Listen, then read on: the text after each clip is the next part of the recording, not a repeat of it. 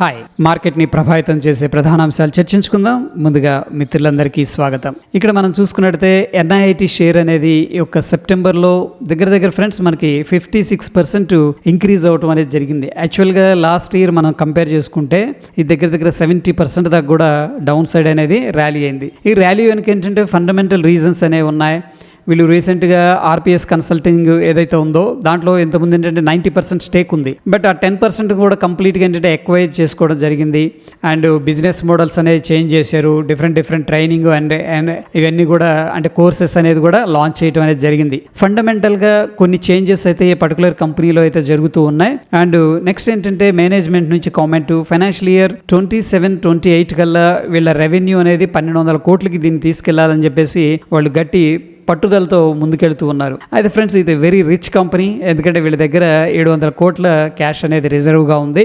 But friends, ఇప్పుడు మనం చూసుకున్నట్లయితే దగ్గర 150 రూపాయల దగ్గర ట్రేడ్ అవుతుంది. అండ్ 1 మంత్లో 56% ఆల్రెడీ ఇదేంటంటే అప్ సైడ్ ర్యాలీ అనేది జరిగింది. బట్ ఇప్పుడు చేజ్ చేయడం అనేది కొద్దిగా రిస్క్గా ఉంటుందని చెప్పేసి అనలిస్టులు అంచనా వేస్తున్నారు. సో ఒకవేళ దీన్ని మళ్ళీ బాయ్ చేయాలి అంటే దీనికి ఉన్న సపోర్ట్ వచ్చేసరికి 128 నుంచి 130 ఈ లెవెల్కి వస్తే మళ్ళీ ఏంటంటే బాయింగ్ అనేది చేసుకోవచ్చు. సో నెక్స్ట్ ఏంటంటే 154 దగ్గర మనకి ఏంటంటే కొద్దిగా ఈ యొక్క రెసిస్టెన్స్ లెవెల్ ఉండేది అవకాశం ఉందని చెప్పేసి చెప్తున్నారు. ద టార్గెట్ ఆఫ్ 158 ఏంటంటే 121, 128, 130 దగ్గర దీన్ని అయితే బై చేయొచ్చు అని చెప్పేసి చెప్తూ ఉన్నారు. ఈ యొక్క పర్టికులర్ స్టాక్ అనేది వెరీ ఇంట్రెస్టింగ్గా మూవ్ అయింది. 56% అది కూడా జస్ట్ 1 మంత్లో. అదేవిధంగా ఇండియాలో టూరిజం అనేది చాలా స్ట్రాంగ్గా డెవలప్ అవుతుంది. మనం అనుకున్నాం కదా, ఈ స్పోర్ట్స్ ఈవెంట్స్ కూడా ప్లస్ అవుతున్నాయి. ముఖ్యంగా మనకి ఇక్కడ లెమన్ ట్రీ షేర్ ప్రైస్ అనేది చూసుకున్నట్టయితే 52 వీక్ హై దగ్గర ట్రేడ్ అవుతుంది. ఫ్రెండ్స్, రీసెంట్గా ఏంటంటే వీళ్ళు గుజరాత్, నేపాల్లో కూడా 2 ప్రాపర్టీస్ ఏంటంటే లైసెన్స్ అగ్రిమెంట్స్ అనేవి జరిగినాయి. సో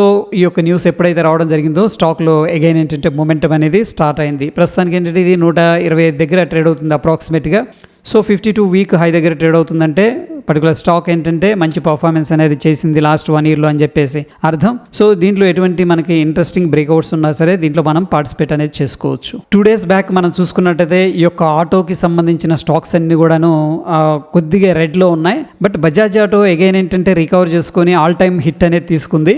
సో అయితే ఫ్రెండ్స్, స్టాక్ అనేది చాలా స్ట్రాంగ్గా పర్ఫామ్ చేస్తూ ఉంది. At the same time rating agency BofA వాళ్ళు ఏం చేశారంటే దీనికి మంచి రేటింగ్ అనేది ఇవ్వడం అనేది జరిగిందనమాట.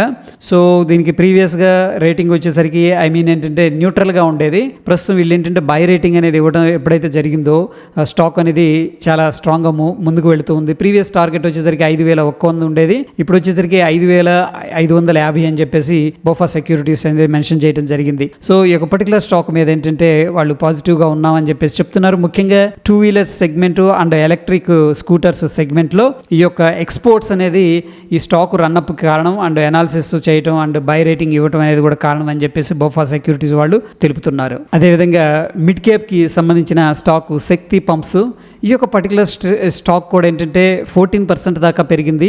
యూపీ గవర్నమెంట్ ఏం చేసిందంటే ఫ్రెండ్స్, వీళ్ళకి 293 కోట్ల రూపాయల ఆర్డర్ అనేది ఇవ్వడం జరిగింది. ఏంటంటే పంప్స్ తయారు చేస్తూ ఉంటారు. సో గవర్నమెంట్ ఏంటంటే మాకు ఇన్ని పంప్స్ కావాలి, 293 crores ఆఫ్ వర్త్ ఉన్న పంప్స్ అని చెప్పేసి ఆర్డర్ ఇచ్చింది. ఎప్పుడైతే ఈ యొక్క న్యూస్ అనేది రావడం జరిగిందో ఈ యొక్క స్టాక్ ఏంటంటే ఫ్రైడే ఈరోజు 14% అనేది మనకి ర్యాలీ అనేది కనబరిచింది. ఇక IPOలో మనం చూస్తే ఆర్ఆర్ కబేర్ లిమిటెడ్ ఇది లిస్టింగ్ గెయిన్స్ ఇవ్వచ్చు అని చెప్పేసి నాకు అనిపిస్తుంది. ఫ్రెండ్స్, ఇది ఆల్రెడీ అయిపోయింది.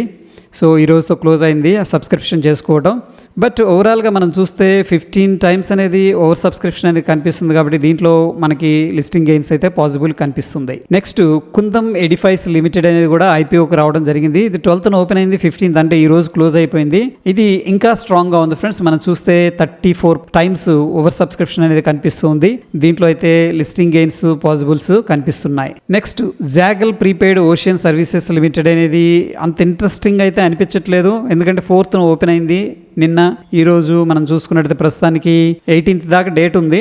బట్ అండర్ సబ్స్క్రిప్షన్ అనేది కనిపిస్తుంది. అట్లీస్ట్ 100% సబ్స్క్రిప్షన్ కూడా దీంట్లో జరగలేదు. సో ప్రస్తుతం ఏంటంటే ఈ యొక్క IPOలో కొద్దిగా జాగ్రత్తగా ఉండాలని చెప్పేసి అనిపిస్తుంది. Next Samhi hotels limited కూడా మనం చూసుకున్నట్లయితే 14th ఓపెన్ అయింది, అంటే 2 days గడిచింది ఈ రోజుకి. మనకు స్టిల్ ఏంటంటే 100% సబ్స్క్రిప్షన్ కూడా అవ్వలేదు. సో ఈ యొక్క యొక్క ఏది ఐపీఓలో సంహి హోటల్స్ సంహియేనా దీంట్లో కూడా కొద్దిగా జాగ్రత్తగా ఉండండి ఫ్రెండ్స్. నెక్స్ట్ మనకి యాత్ర ఆన్లైన్ లిమిటెడ్, వీళ్ళేంటంటే వేరియస్ ప్రోడక్ట్స్తో రావడం అనేది జరిగింది.